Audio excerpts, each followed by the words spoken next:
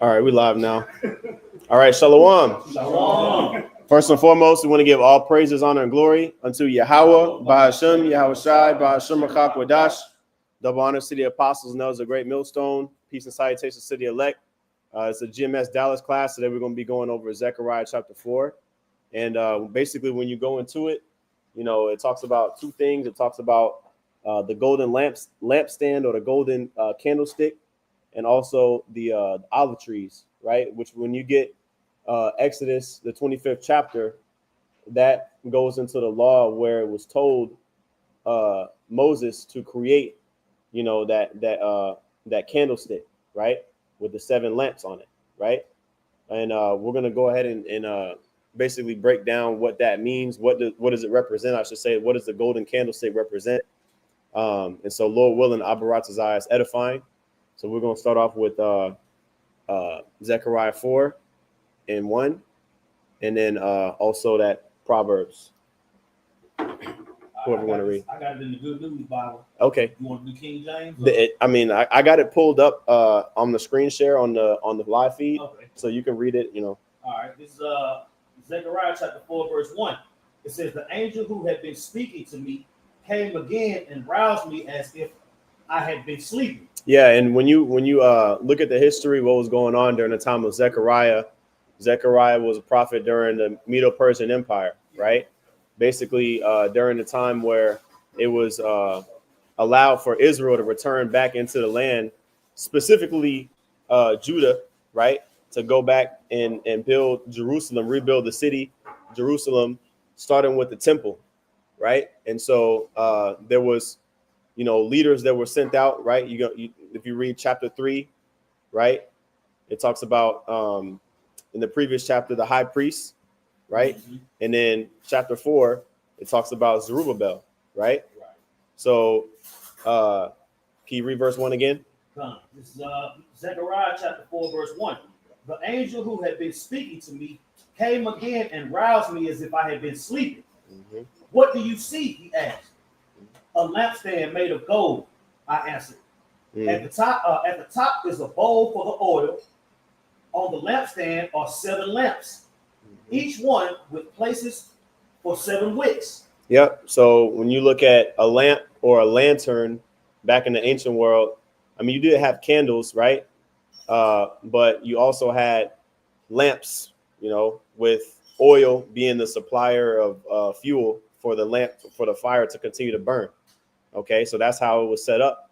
And basically the candlestick represents the truth, right? Can somebody get that Proverbs 6 and 23? And then also somebody can hold Matthew 5 and 14. This is Proverbs 6 and 23. "For the commandment is a lamp, and the law is light, mm-hmm. and reproofs of instruction are the way of life." Right. So it talks about how the commandment, the law, statutes, and commandments, ultimately this knowledge and this truth is a lamp. Okay, it's likened unto a light that shines forth, and we use this light to basically edify the rest of the elect, right? Which we're going to get into in Matthew chapter 5. Okay, but before we do that, can you read verse 2 again in that Zechariah Bible Pasha? It says, "What do you see?" he asked. "A lampstand made of gold," I answered. "At the top is a bowl for the oil. On the lampstand are 7 lamps, mm-hmm. each one with places for 7 wicks." Yep. And also, too, gold represents what?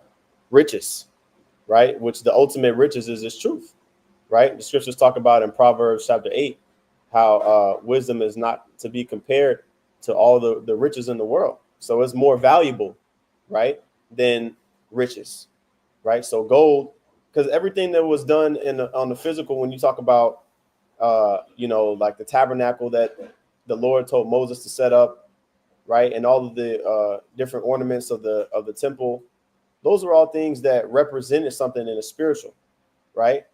So when you go into Exodus chapter 25 and it talks about that, these all have spiritual symbolic meanings. Okay, and that's pretty much what we're going into right now. This is a vision that Zechariah saw, and what he's looking at or what he's seeing at the time, and the angel, we're gonna get into it. The angel asked Zechariah, "Hey, do you know what this means? Do you know how to break this down?" He didn't really know. He didn't really know what it symbolized, right? And so, over a dispensation of time, the Lord has allowed the Spirit, right, to come out and basically give the edification. Like if you go to Matthew chapter 13, Yahweh said, many prophets desire to know the things that you know, right?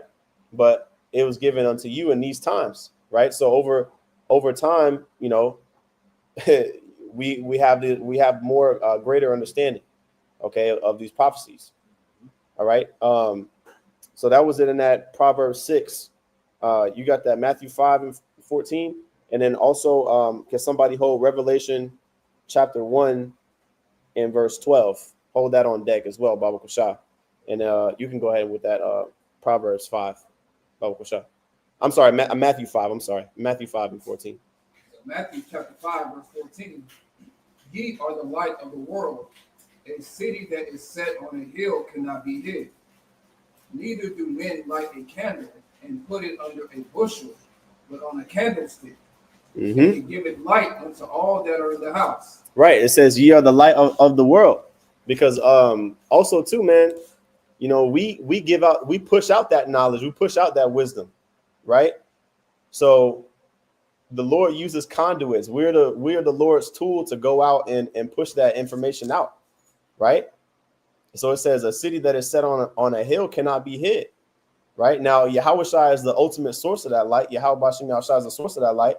And we pretty much are channels, okay, to continue to push that light out. That's why every brother got their own channel. We all got our, avenue of where we pushing out that same message, right? We've been illuminated. Mm-hmm. You know what I'm saying? And people take that word and they go crazy over it, but all it is the bringers of the light. Yeah. Through the spirit of cloud, Yahweh Shai, he sent his friends, you see, to shine that light. Mm-hmm. They said the light of the world. Like, you got to be able to figure that out. Khan, can you read verse 15 again, Baba Shah? We said the back end by Yahweh Shai, giving us the word. Mm-hmm. Ephesians 5 and 13. But all things that are reproved are made manifest by the light. For whatsoever doth make manifest is light. Wherefore he said, awake thou that sleepest, and arise from the dead, and Hamashiach shall give thee light. Yeah, all things that are approved are made manifest by the light, right? Which when we get into this and continue down on Zechariah chapter 4, it talks about, the mountain that's going to be made a plain and how the Lord is going to use his men ultimately to overthrow that, starting with the leadership that the Most High set up, with Yahweh Shai, right? And the leadership on down, okay?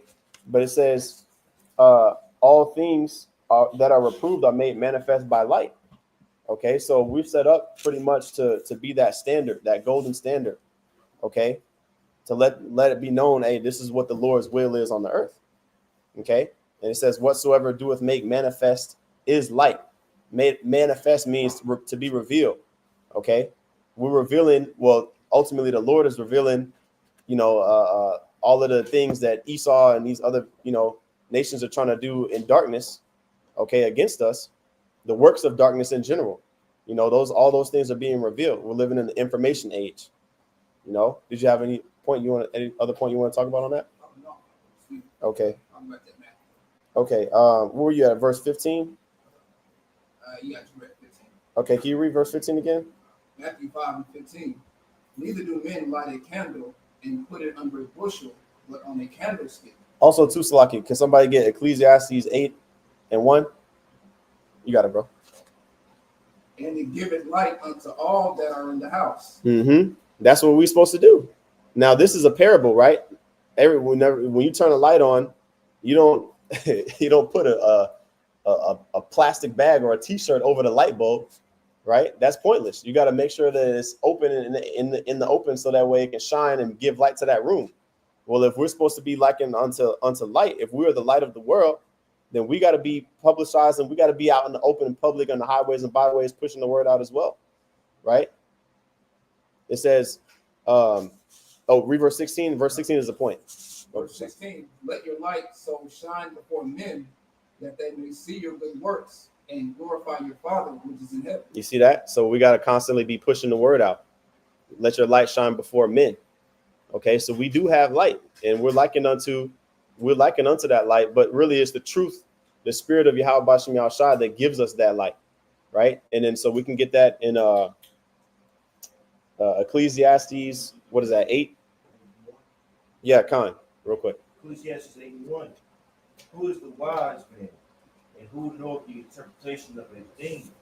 And man's wisdom maketh his face to shine, and the boldness of his face shall be changed. Yep, you see that? Just like when the Lord was dealing with Moses, and Moses had to, whenever after he got done supping with the Lord, he had to go out and put a veil on his face, because his face was literally shining. You see, from dealing with the Lord and the wisdom and the glory that the Lord, was sharing with Moses, right?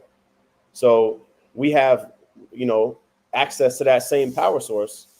We're gonna be giving out the light as well. That's why people come out. People come, to the sincere people. They'll come out to the camp and they'll ask questions, right? Because they're trying to get it. We were all walking in darkness at one point, right?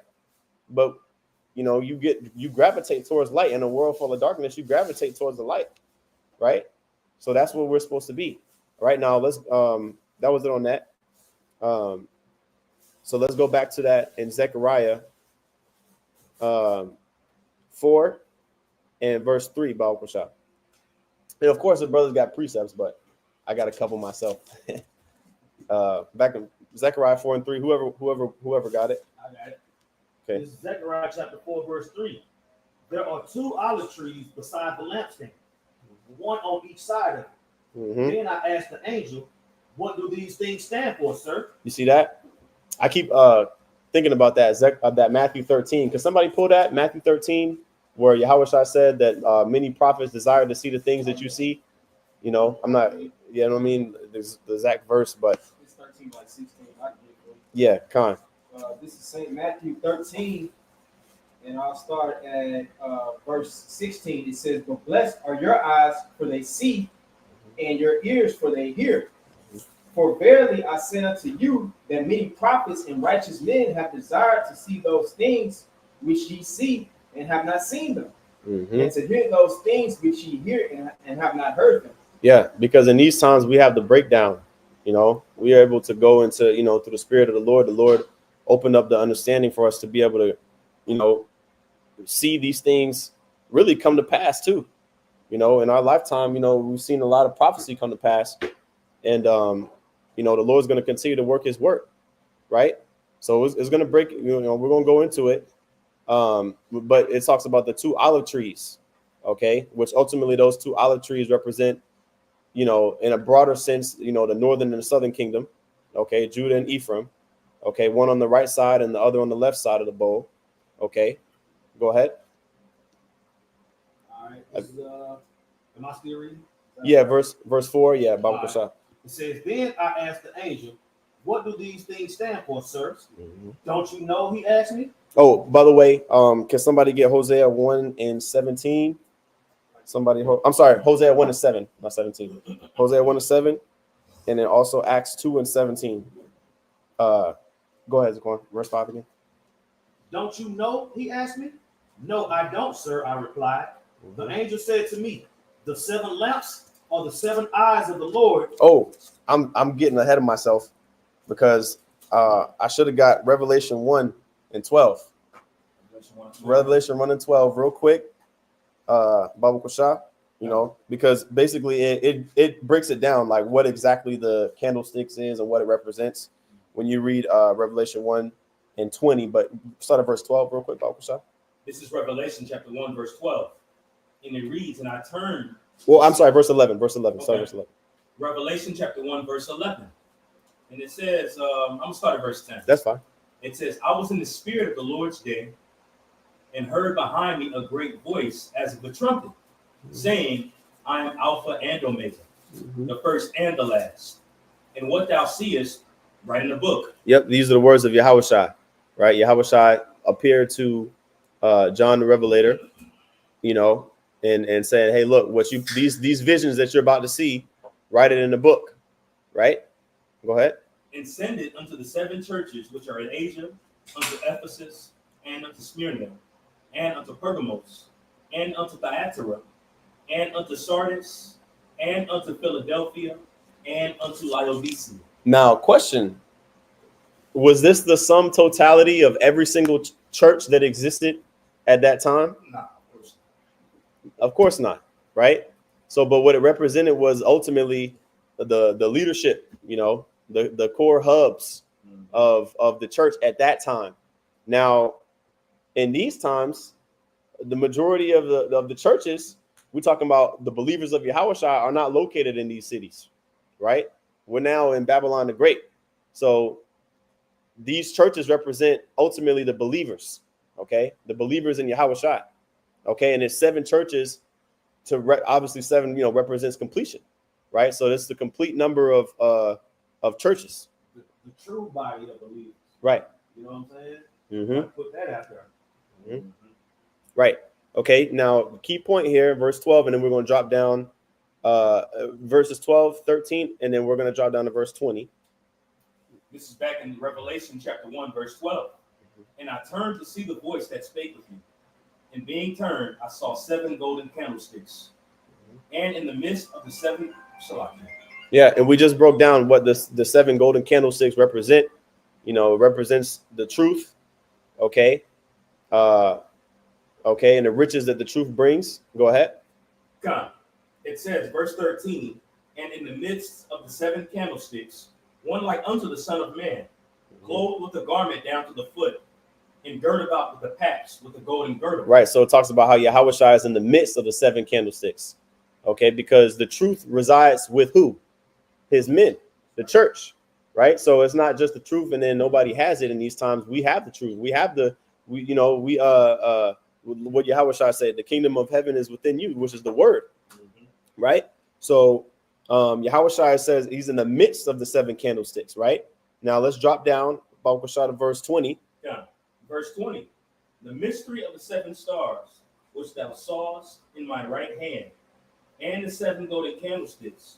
The 7 are the angels of the 7 churches. Mm-hmm. Right, because every church has a angel, the angels camp around about those that fear him, right? So there's angels watching over in the spirit that, watching, recording things, the lessons, all the, spiritual work that's being done, reporting it back, right? Go ahead. Come. It says, and also too, you have the heads of these camps that are likened to them as well. Mm-hmm. In this context, like Timothy being the head of Ephesus and such like that. So also in a sense going into that too. Mm-hmm. I'm saying, the churches and their leadership in the leadership of organizations.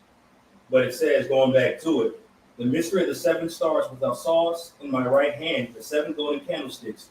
The 7 stars are the angels of the 7 churches, and the 7 candlesticks which thou sawest are the 7 churches. You see that?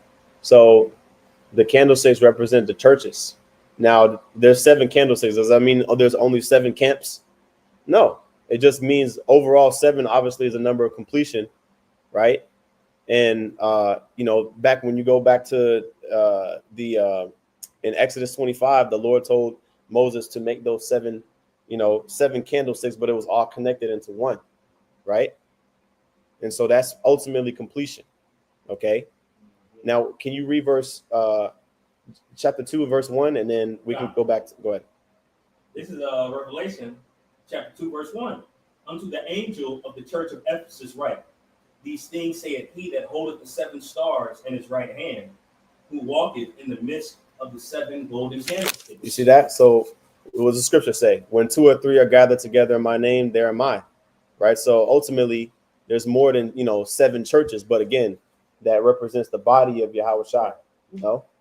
So that was a point on that before we continue on. Now, I think we were at verse 6 in Zechariah 4. Yeah. Let's go back to that. Zechariah 4 and 6. And then somebody can hold Hosea 1 and 7 on deck, as well as Acts 2 and 17. All right. All right. Let's read verse 6 real quick. Zechariah 4 and 6 says, the angel said to me, the 7 lamps are the 7 eyes of the Lord, which see all over the earth. Then I asked him, what do the 2 olive trees on either side of the lampstands mean? What and what is the meaning of the 2 olive branches beside the 2 gold pipes? I'm sorry. What verse are you at? Verse 6. That's verse 6, right? Yeah, I started at 6. Okay. You want to give it in KJV? Well, yeah, because it talks about a specific point right here, not by might nor by my power. I don't know if he's in the GNT. So yeah, it's all good. I got it shown on the screen where I'm streaming from. Anyway, I'm gonna just read it real quick right here. Yeah. Can you read verse 5 and 6, Baba Kashah? Zechariah 4:5. And the angel that talked with me answered and said unto me, knowest thou not what these be? And I said, no, my Lord.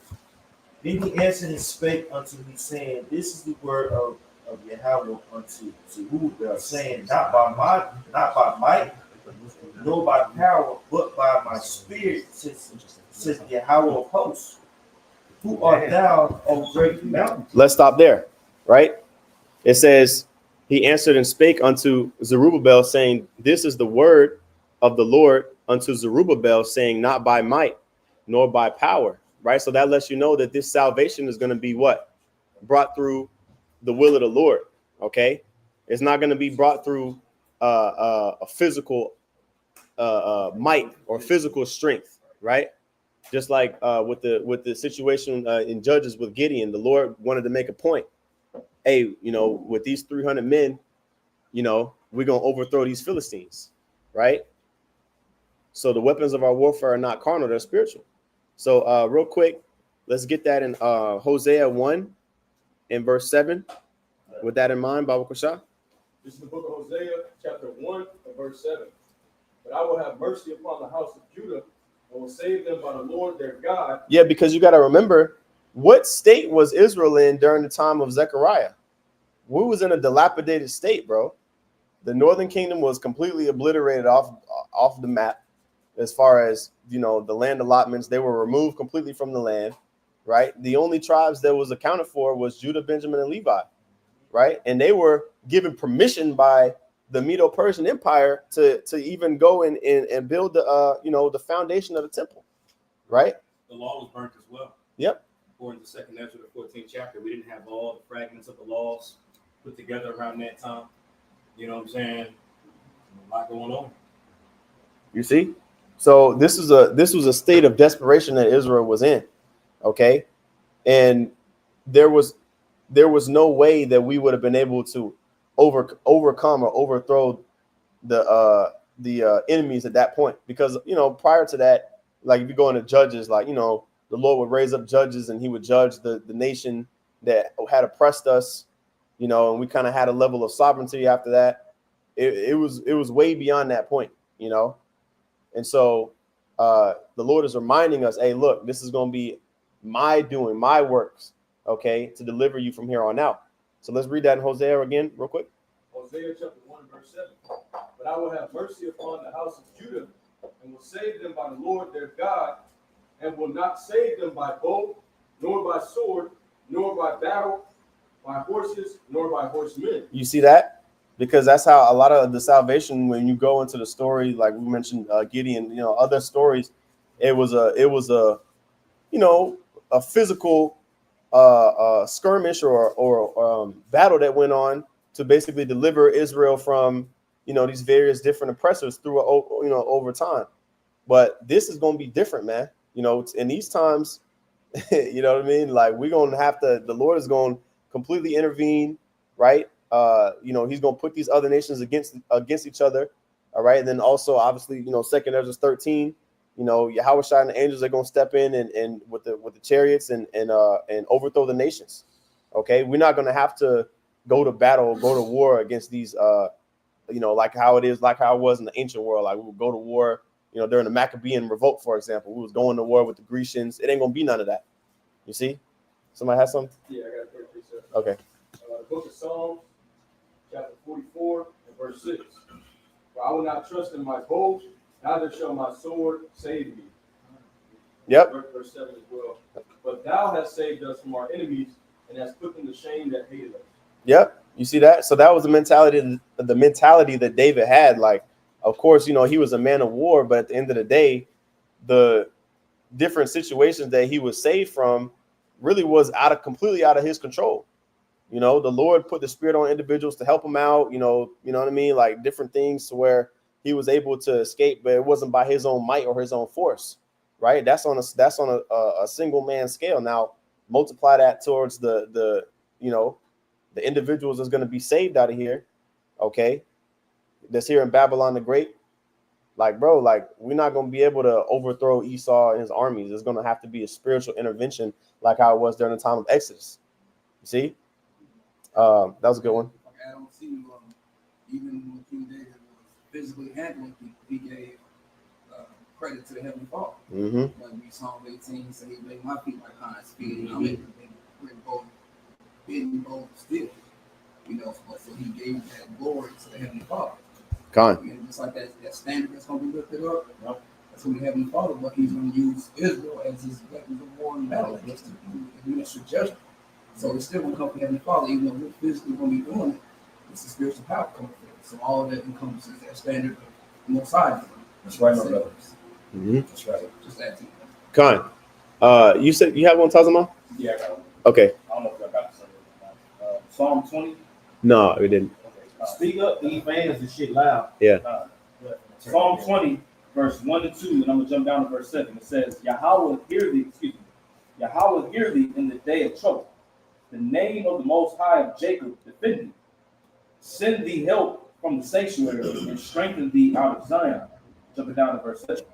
Some trust in chariots and some in horses, but we will remember the name of Yahweh our power.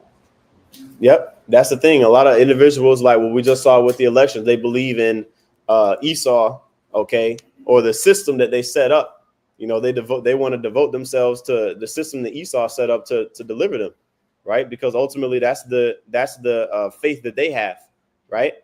But we have faith in Yahweh Shem Yahushua. That's where we have. There's no reason for us to devote ourselves to another entity, right? To accomplish whatever we want. You know, ultimately, it comes down to what the Lord wants. Okay, and we submit ourselves to His will. Okay.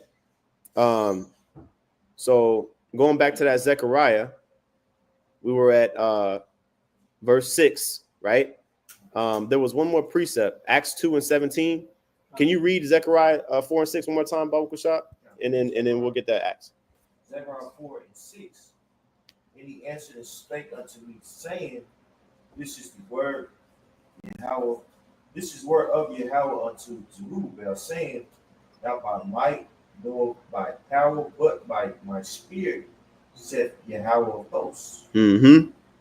Right. So again, this is not something that, you know, we're going to be able to control, or something that we're going to be able to say, oh, it was done by our might. Okay. It's done by the Spirit of the Lord. Everything, all the prophecies leading up to this point that we're in right now is all by the Spirit of the Lord, by the will of the Lord. Okay. Okay, go ahead. No, go ahead and then we'll get that. Yeah. 2 Corinthians chapter 10, verse 4. It says, For the weapons of our warfare are not carnal, but mighty through the Most High to the pulling down of strongholds. That's straight to the point. You know, it says that the weapons of warfare are not carnal, but they're mighty. You know what I'm saying? So at the end of the day, as you read in Zechariah 4th chapter, it says, not by power, not by might, nor but by my spirit. We understand and know, like, the words that we speak, they bring forth power. It comes through Yahweh Shem Yahushua. Right? You know, there's a scripture somewhere in the Apocrypha where it says that a word breaks bones or something along that, something along those lines. Mm-hmm. Yeah, well, if you come with the faith of a mustard seed, your word gonna be able to move mountains. Right. What does that mountain represent? I always wonder, like, man, you gonna tell a mountain to move over here? That's talking about the governments that ultimately what we're saying, what we're preaching right now is letting these elites know that their government, their mountain, okay, that's just gonna be overthrown. Okay, and we're ushering in Yahushua's presence every time we, invoke that. Okay, now with that in mind, let's go to that Acts 2 and 17. You can read verse 17 and 18. Yep, this is Acts 2 and 17. It says, And it shall come to pass in the last days, saith the Most High, I will pour out my spirit upon all flesh, and your sons and your daughters shall prophesy, and your young men shall see visions, and your old men shall dream dreams. And on my servants and on my handmaidens I will pour out in those days of my spirit, and they shall prophesy. You see that? And that's what's going on right now. Okay, the Lord is pouring out his spirit, okay, on his men, and even on some sisters that, you know, to tell to their husbands or tell to their families for the dream to be interpreted. Which is proof that this doctrine comes from the heavens. Mhm. You know, what's that in the Apocrypha? Wisdom of Solomon, somewhere where it's talking about the spirit and the influence. Hebrews 9:17. You know what I'm saying? If we got precept, you know, we bring it out. Wisdom of Solomon 9:17. Yeah. How can I know the counsel of the Lord unless the Holy Spirit come down and give it to you? You know, so the point is that the Lord is basically pouring that spirit upon us, man, so that way we can, you know, wake up, we can come into a higher level of understanding. That's all by the spirit of the Lord, as it talks about in verse 6 back in Zechariah 4, right? Now somebody can get Zechariah 4 and 7. Zechariah 4 and 7. Who art thou? Oh, I'm sorry, we read verse 18. Yeah, okay, keep going. Just want to make sure that's not. And then I'm sorry about that. I promise I'm not trying to. I just want to make sure we get the precept ahead of time. Revelation 17 and 18. Somebody can hold that. Also Jeremiah 51 and 25. You got it, bro. Revelation 17, 18. Yeah. Who art thou, O great mountain? But Zerubbabel, thou art become a plain, and he shall bring forth the headstone thereof with shouting, crying, grace to it. Right. It says, "Who art thou, O great mountain?" Right now, before we get that go into that, I want to get this what the word Zerubbabel means. Okay. Which is Strong's H 2216.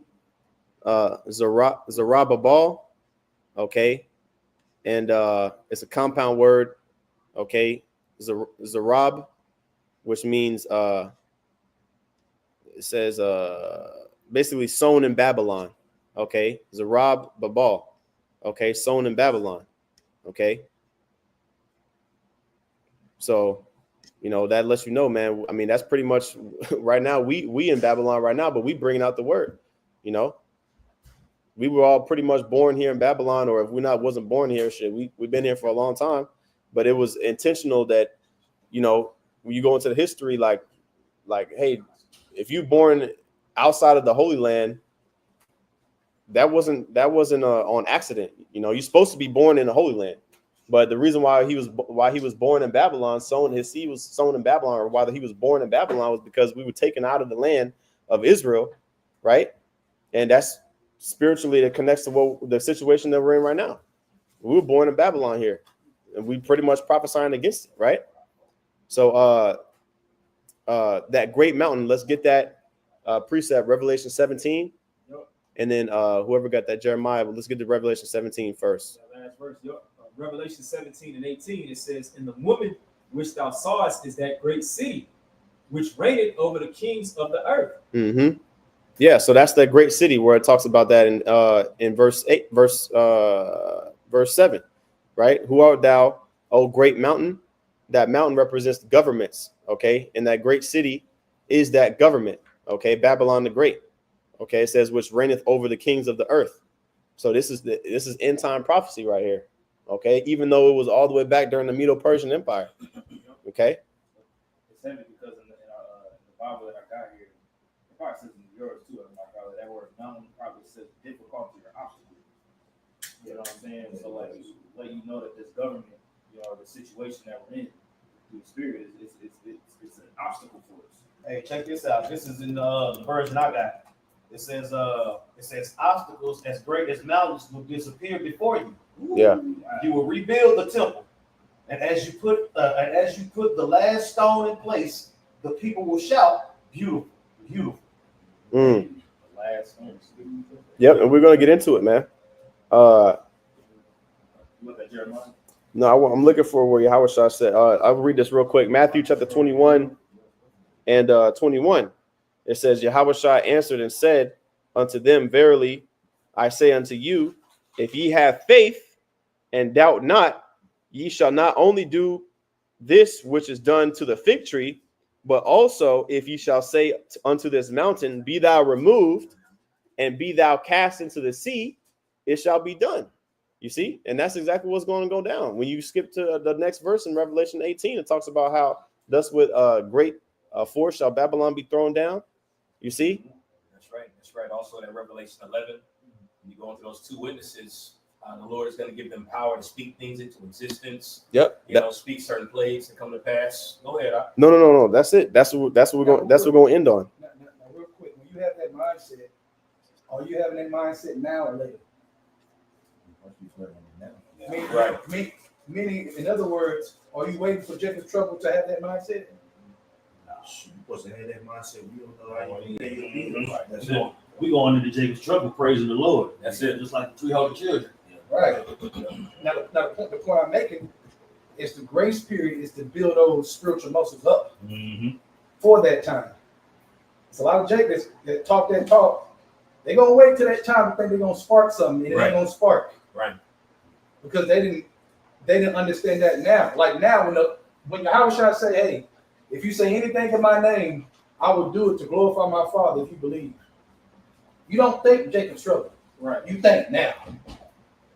Always think now, because Jake got to step out there and trust the Lord and watch him work before the bit working, meaning the end. Jacob's trouble works out in history.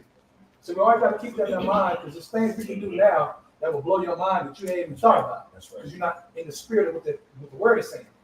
Go ahead, man. Khan, can somebody read verse 7 again? Zechariah 4:7. Who art thou, O great mountain?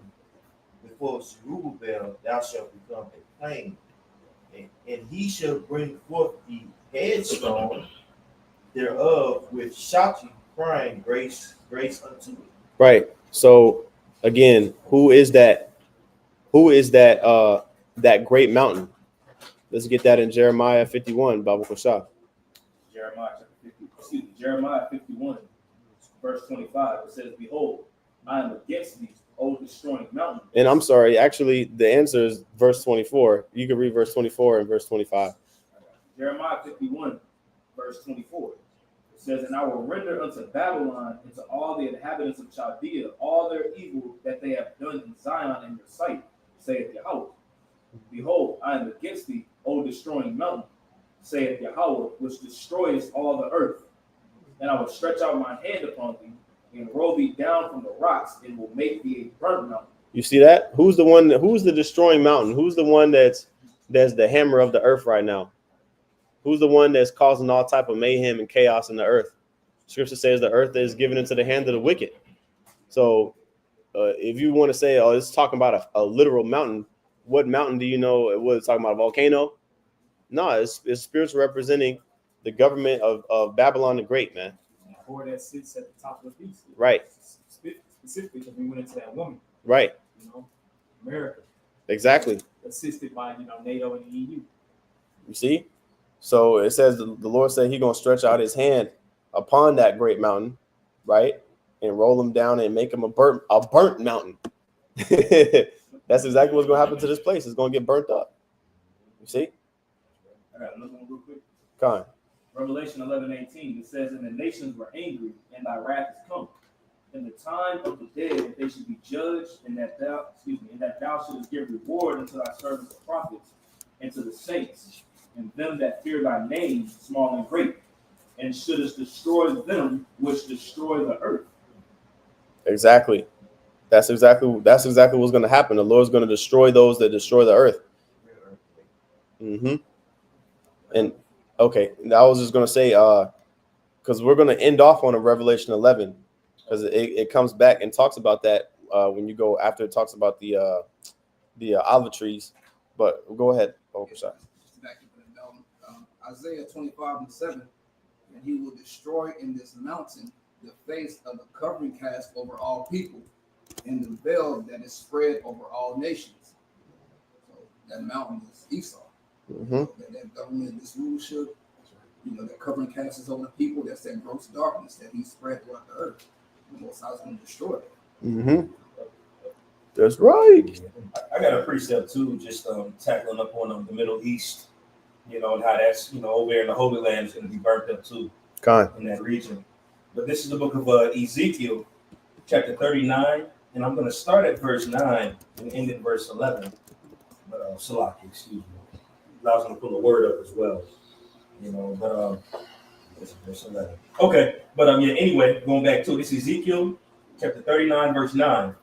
And it says, and they that dwell in the cities of Israel shall go forth and shall set on fire and burn the weapons. And this is going into, we have spiritual power. When we come down out of those chariots, the Israelites going to be burning stuff up in the Middle East with spiritual power. Okay. But it says, and shall set on fire and burn the weapons, both the shields and the bucklers, the bows and the arrows, and the headstaves and the spears, and they shall burn them with fire 7 years, so that they shall take no wood out of the field. Again, because it's going to be with spiritual power. Where you read that out? Ezekiel 39 and 10. It says, neither cut down any forest, for they shall burn the weapons with fire, and they shall spoil these that spoil them, because you went to a burnt mountain. In a sense, which we know that verse is talking about Babylon, of course. Mm-hmm. But even over there in the Middle East, that's going to get burned up as well. Yep. It's just going to be inhabited again. Mm-hmm. But you got Edomites that are there, the chief house of Edomites, that are going to be burned up over there too. Ain't this the same chapter to talk about I will sever out men of continual employment? Yeah, it's the same chapter. You know what I'm saying? So yeah, like you said, it's gonna be post-apocalyptic, Mm-hmm. It says, for they shall burn the weapons with fire, they shall spoil those that spoil them, and rob those that rob them, saith the Lord Yahweh. Which again is that judgment being exacted. It's a righteous thing to give tribulation unto them that trouble thee. Okay. In verse 11 is the point. And it shall come to pass in that day that I will give unto Gog a place there of grave Salakia. I will give unto Gog a place there of the graves in Israel. Because you got Russia and all them that are going to be in that territory. Everybody's going to be fighting that takes place. Okay. Mm-hmm. And it says, the valley of the passengers on the east of the sea, and it shall stop the nose of the passengers, and they shall Salakia. And there shall they bury Gog in all his multitudes, and they shall call it the valley of Haman Gog. Which pretty much means death of a mass mountain. Mm-hmm. Death of the mass mountain. Mm-hmm. So I know it was quite a bit of precepts that was brought out of verses, but that's another example going into how the Lord is going to burn another mountain. Mm-hmm. The government's in the rulership over there too. The subtitle in here, I want to say the defeat of God and the burial of God. That's right. Yeah. Mm-hmm. Or Edomites. Mm-hmm. That's it. And it's funny when the brother said continual employment. Yeah, employment, whatever. Yeah. That lets you know it's going to be so many dead bodies. Mm-hmm. Yeah. Right. Yes, sir. Continual, meaning it's going to have to go for a minute. Yeah, that's going to be their job. Work of getting these bodies taken care of. Man. Yeah. Yeah. That's a lot of bones and blood everywhere, boy. God, please. Well, that's why. Chapter. Yeah, Ezekiel 39 and 11. Yeah. But that's why it says in verse 11, it shall stop the noses of the passengers because the smell is going to be horrendous. I'm thinking about, hey, if one animal died in the street over there, just one. A little squirrel. And it was there for a while. Yeah. What's that smell? God, dog. You know what I'm saying? It could be a house down the street and a skunk died in the backyard. Mm-hmm. And that drips, that wind hit and the drip. Mm-hmm. Imagine all that human, that's what I'm saying. That's people decomposition. You know what I'm saying? That's people. That's next level. Dead niggas' asses everywhere. Everywhere. Yeah. Talk about DNA here. Dead niggas' asses. So when we talk about, check this out. So so to the spirit, right? When we talk about the kingdom, smelling good, everything being great, it's a process. Right. And that's in the land. Yeah. But we say, the streets of gold. No, man. Work has to be done because these slaves got to get to work. And part of the work is what we talking about, getting them bodies taken care of. Absolutely. We're gonna bring forth birds, and we're gonna be able to command the birds to pluck the shit out of That's crazy. Yes. Man. Yeah, that word literally means dead multitude of the mountain. Man. Haman Gog, dead multitude of the mountain. Burnt mountain. Yeah, that's right. It seems like a dead body will be like a dung. Yeah, yep. Form of the mountain. Crazy.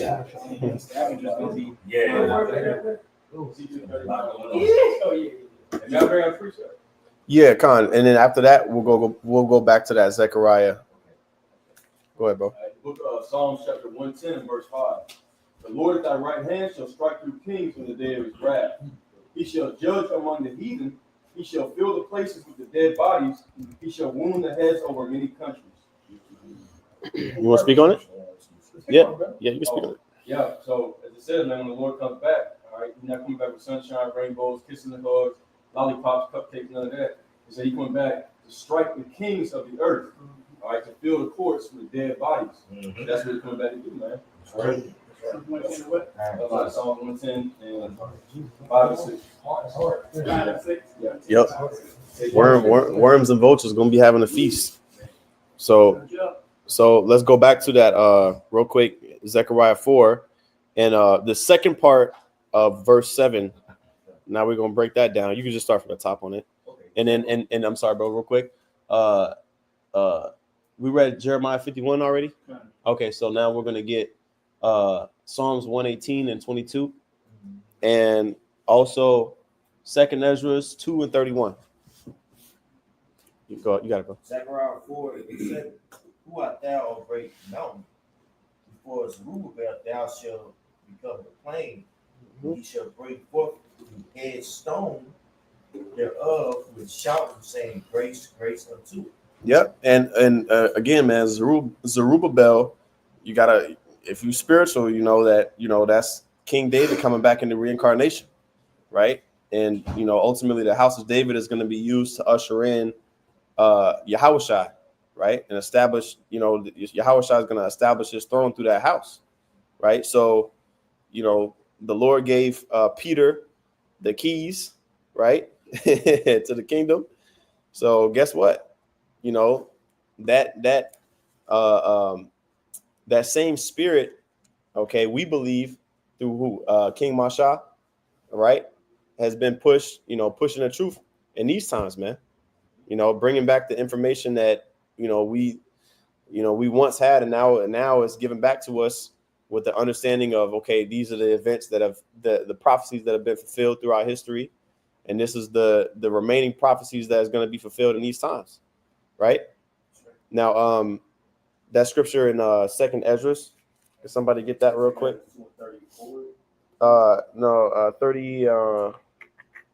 31. But before that, I want to get that plain where it talks about gonna make it a plain. Psalms 18 and 118 and 22. God. This is Psalms chapter 118, verse 22. And it says, the stone which the builders refused, the stone which the builders refused is become the head stone of the corner. Yep. You see that? Verse 23. This is the Lord's doing. It is marvelous in our eyes. You see that? So ultimately the Lord is using Yahushua to overthrow this great mountain. Okay. And who is that headstone? Yahushua. Okay. It says he shall bring forth the headstone thereof with shoutings, crying, grace, grace unto it. Right. Yahushua is that headstone. Now, real quick, 2nd Ezra, whoever got that one, 2nd Ezra 2 and 31. 2nd Ezra chapter 2, verse 31, it says, remember thy children that sleep, for I shall bring them out of the sides of the earth and show mercy unto them. For I am merciful, saith the Lord Almighty. You see that? Grace unto it. The Lord is going to remember the children that sleep, because everybody that was alive during the time that this book was written, they all passed away, right? And became reincarnated. Okay. And that's ultimately what lets you know that we're in those times, the same individuals that was back then during the times of, but this is something that you got to believe. If you don't believe it, then that's on you. That's why Yahushua said, if you can't, what do you say? If you can receive it, because some people can't receive the spiritual sayings. You got to have a level of faith, it says, read verse 31 and 32, Baba Kusha. 2nd Ezra chapter 2, verse 31 32. I read verse 31. And it says, remember thy children that sleep, for I shall bring them out of the sides of the earth and show mercy unto them. For I am merciful, saith the Lord Almighty. Embrace thy children until I come and show mercy unto them. For my wells run over, and my grace shall not fail. You see that? So again, man, all right, the Lord set it up to where, the grace is a key aspect. That's how we get back to Yahushua, or to the Most High, through Yahushua, right? Through that headstone. Okay, that's the mercy that the Lord set up.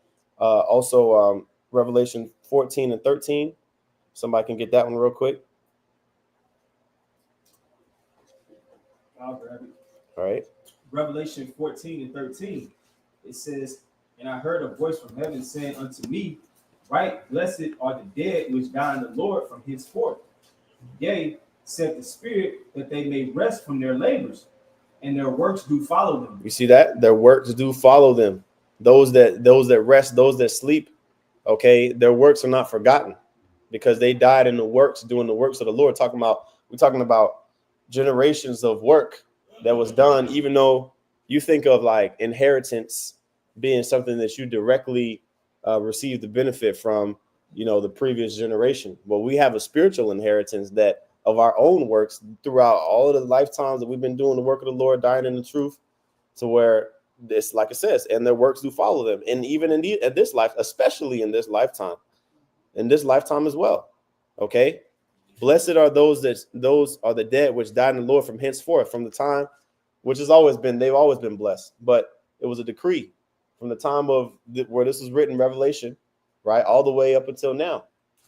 You see, it says their works do follow them. So we get a spiritual inheritance of all the works that we've done up until this point, right?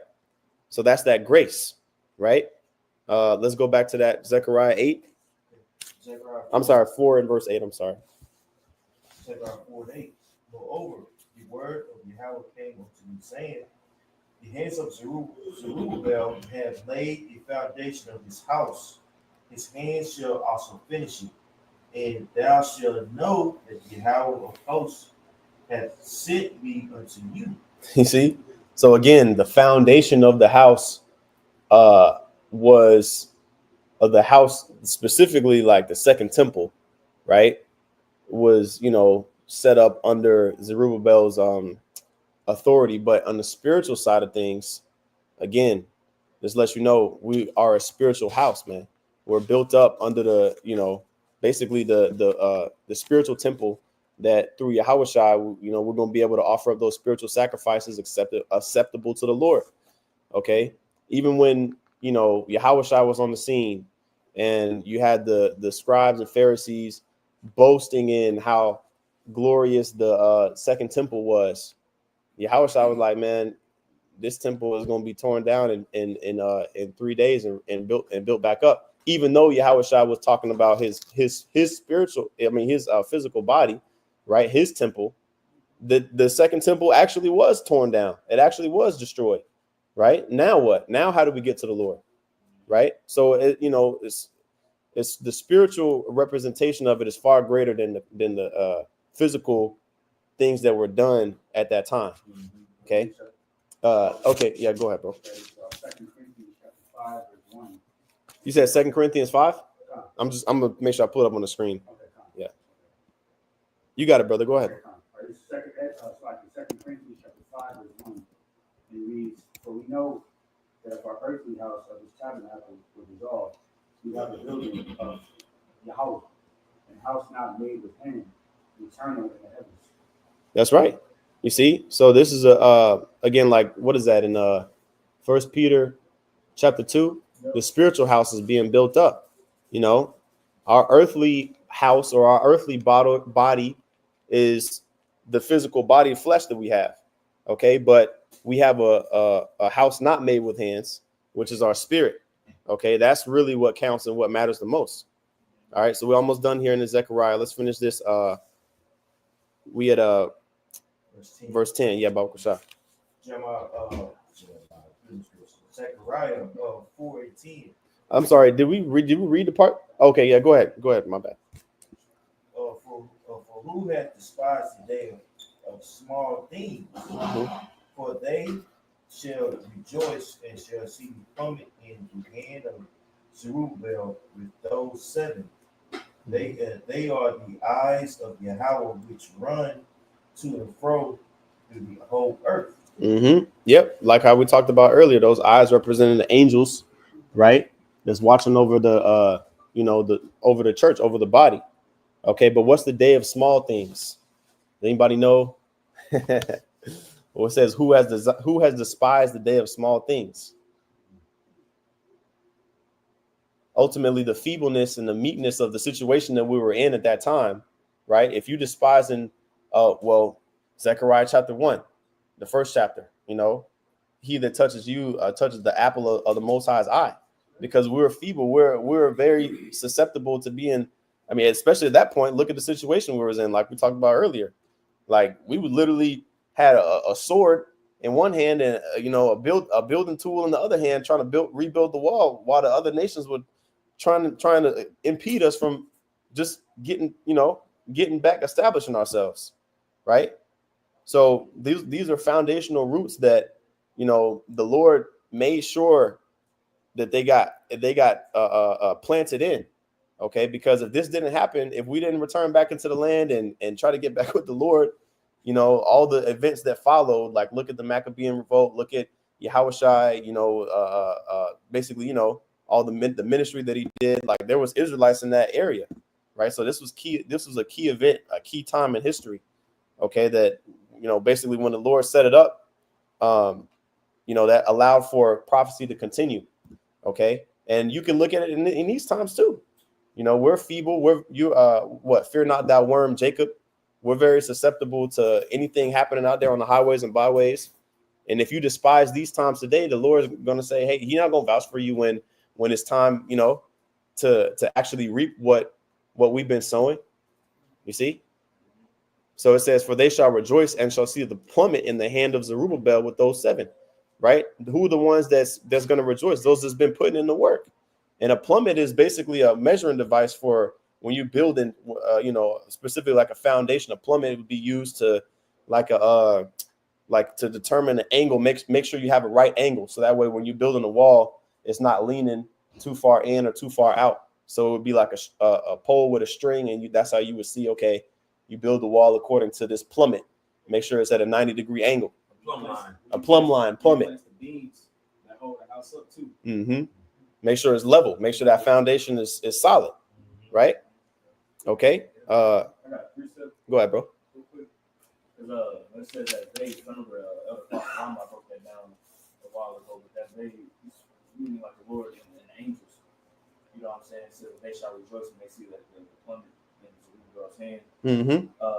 1 Peter chapter 1, verse 12, it says, and I'm reading this in the NLT, it says, they were told that their messages were not for themselves, but for you. Talking about the message of the gospel. And now this good news has been announced to you by those who preached in the power of the Holy Spirit sent from heaven. Mm-hmm. It is also wonderful that even the angels are eagerly watching these things. Right. That's 1 Peter 1, right? Mm-hmm. Okay. What version was that? That was an NLT. 1 Peter 1 and 12. Mm-hmm. So even the angels, the angels in the in the perfect state that they're in, they seen us, right. They're looking at us, doing this work. We're in these feeble bodies and flesh through as hell, still transgressing and sinning, but still through the Spirit fighting. Because really it's the angels of the Holy Spirit that gives us the power to continue. Right. So even though, the scriptures talk about how the angels are in the, we were angels in our first state, but we fell down into the shame of darkness, being in this flesh. So even the angels are looking at these prophecies come to pass and like, wow, you know what I'm saying? Like they doing it.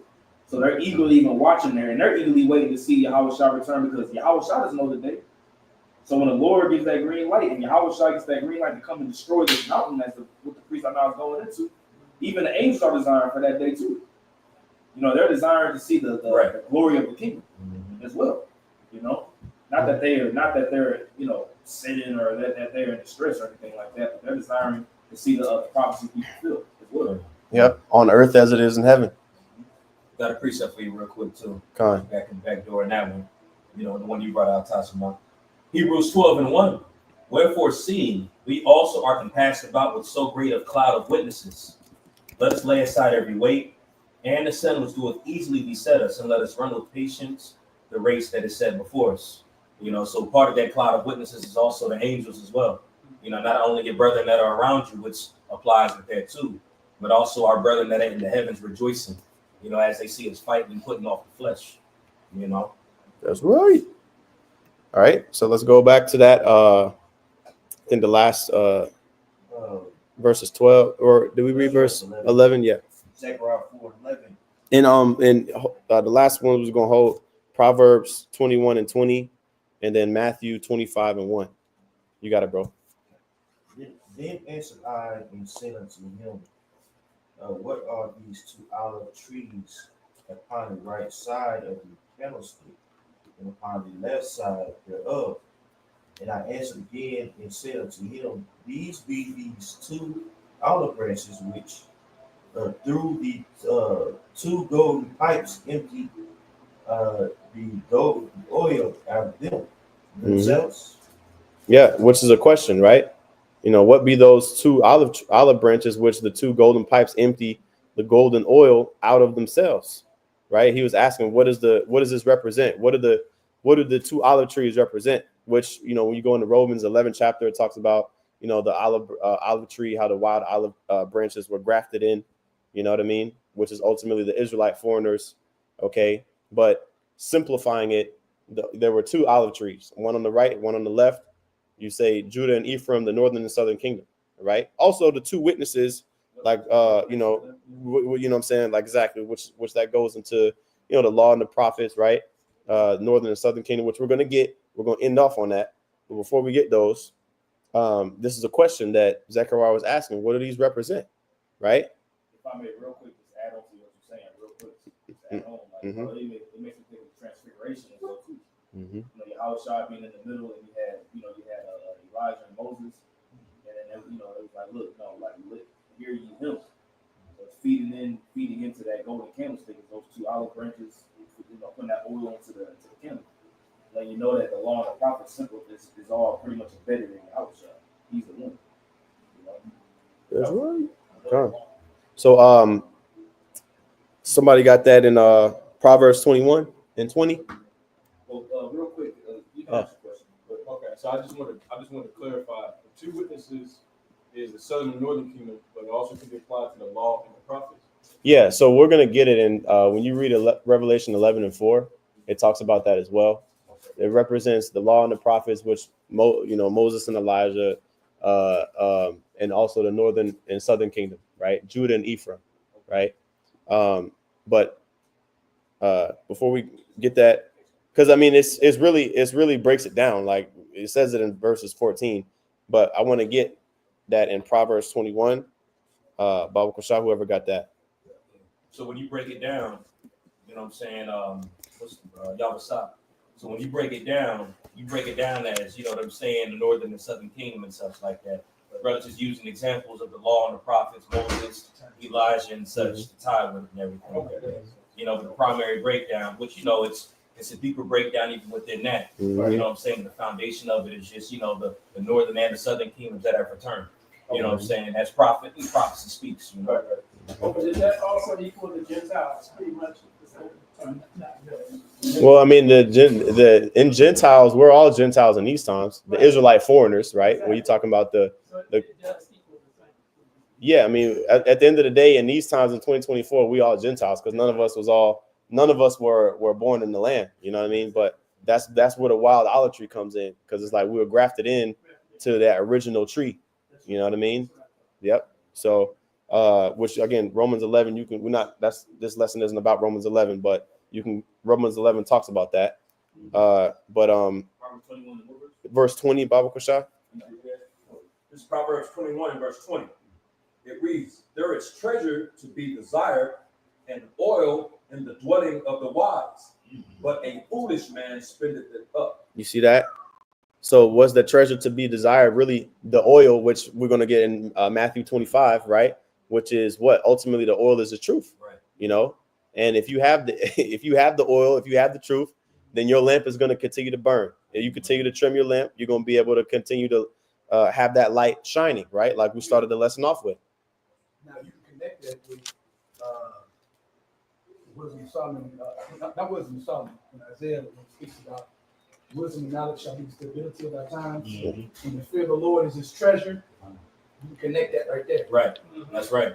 Right? Because we understand the fear is the root of that wisdom, which is the light, which is what we're talking about. So always connect that, because you can't have the fear without it. That's right. Con.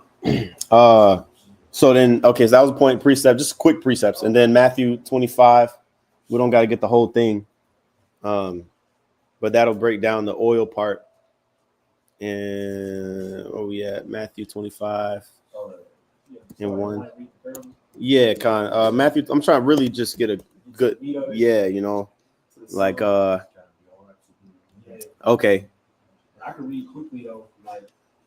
Well, Matthew 25, you brothers know the parable of the 10 virgins. You know what I mean? We don't got to go into the whole thing. We already been going for a minute. So, brothers, know about the parable of the 10 virgins. It talks about how 5 had took oil in their lamps, right? And the other were foolish. The foolish virgins, they didn't take oil, right? And ultimately that oil represents what? The wisdom, knowledge, and understanding. Because when Yahushua comes back, we want to be found with oil in our lamps, okay? It says other foolish virgins, they're going to add, they're going to be asking of the oil because their oil is going out. They're not going to have the understanding. Right. No faith, no fear, no trust, no belief. That's what they didn't have. Yep. Which represents that oil. You know what I mean? Right. That's right. So going back to this in Zechariah, we can read verse 13 and 14, and then we'll close out on Revelation 11 and 4. Zechariah 4, verse 13. He answered me and said, knowest thou not what these be? And I said, no, my Lord. Then said he, these are the 2 anointed ones that stand by the Lord of the whole earth. Mm-hmm. Right. So that 2 anointed ones, which only the elect are going to get the oil, man, at the end of the day. That's why, people, they at one point or another, they may have it, and then it gets dried up, or they they don't have foundation or root within themselves. So the Lord takes it away. Whatever happens, you want to be found with oil in your lamp when Yahushua returns, when the bridegroom returns. So that way you're not shut out from the wedding chambers. Right? Real quick now. Yeah. What did he say? He said, when I come, shall I find faith on the earth? Mm-hmm. Showing that's part of the oil right there. Mm-hmm. That's right. The Holy Spirit that King David prayed that the Most High take not from him. When you read in Psalm 51. Yep. That's kind of the sum total. It encompasses everything: the Holy Spirit, the fear, the faith. Right. That's right. That's right. Obviously, the truth. You got the prophecies within Because us. we say oil, that you always got to break down what that oil is. Because oil is a symbolic, right? But what is the oil? Mm-hmm. So you always got to dig in, because you get used to just hearing oil, and not ripping on the details of that. Mm-hmm. So you can, do it. So you can show the Lord. You know what I mean? I just make a statement that we are equal to the son of Moses and Yahushua. So the laws that were given and the laws that were given by Yahushua as well, that you fulfill the law, which is that you love one another as ourselves. Yep. Well, love is keeping. I just want to add that's part of the son of Moses. We're talking about the law and the prophecies. Yeah. Yeah. Song of Moses and Song of Hallelujah. Right. That the elect sing. Gone, brother. Con. Because you can start at verse 1 in Revelation 11, but the point is in verse 4, right? The 2 witnesses, right? So let's get that real quick. Verse 3 and verse 4. And I'll try to stop after that, because we pretty much closed out. But yeah, Revelation 11. Revelation. No. We're not going into Matthew 25. Yeah. We broke that down. Just Revelation 11 and 3, because it talks about those 2 witnesses. We're gonna go into that 2 witnesses. It talks about that in Revelation 11. Revelation chapter 11, verse 3.